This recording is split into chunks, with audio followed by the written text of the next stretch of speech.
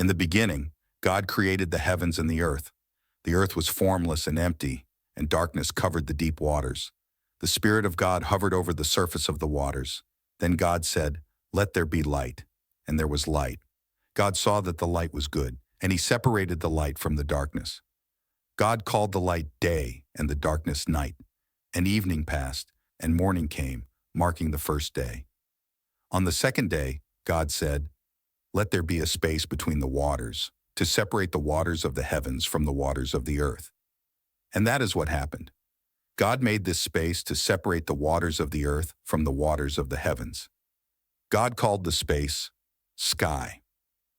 On the third day, God said, "Let the waters beneath the sky flow together into one place, so dry ground may appear." And that is what happened. God called the dry ground land and the waters seas. And God saw that it was good. Then God said, "Let the land sprout with vegetation, every sort of seed-bearing plant, and trees that grow seed-bearing fruit. These seeds will then produce the kinds of plants and trees from which they came." And that is what happened. The land produced vegetation, all sorts of seed-bearing plants, and trees with seed-bearing fruit. Their seeds produced plants and trees of the same kind. And God saw that it was good. On the fourth day, God said, "Let lights appear in the sky to separate the day from the night. Let them be signs to mark the seasons, days, and years. Let these lights in the sky shine down on the earth." And that is what happened. God made two great lights, the larger one to govern the day, and the smaller one to govern the night. He also made the stars. God set these lights in the sky to light the earth, to govern the day and night, and to separate the light from the darkness. And God saw that it was good. On the fifth day, God said, "Let the waters swarm with fish and other life. Let the skies be filled with birds of every kind."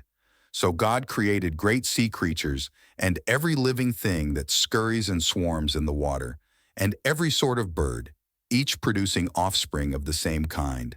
And God saw that it was good. Then God blessed them, saying, "Be fruitful and multiply.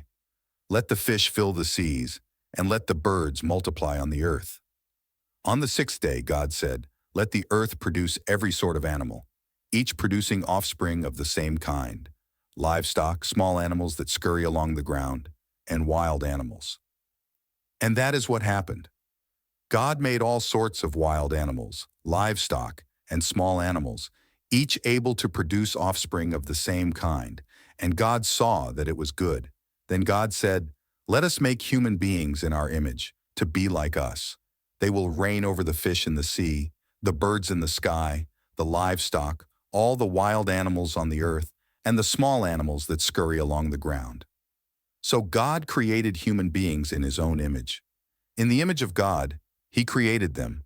Male and female, he created them.